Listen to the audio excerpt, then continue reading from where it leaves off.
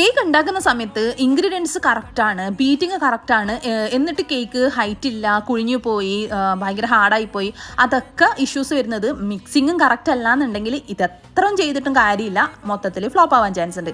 അപ്പോൾ mixing correct ആയിരിക്കണം. കാരണം അടിയിൽ നിന്ന് നല്ല രീതിയിൽ എല്ലാ ബാറ്ററും മുകളിലോട്ടേക്ക് വരുത്തി എന്നിട്ട് മിക്സ് ചെയ്ത് കട്ട് ആൻഡ് ഫോൾഡ് മെത്തേഡിൽ മിക്സ് ചെയ്യണം. അപ്പോൾ ആ ഒരു മിക്സിംഗ് ആണ് കേക്കിൻ്റെ ലാസ്റ്റ് ഫൈനൽ ടച്ച് എന്ന് പറയുന്നത്.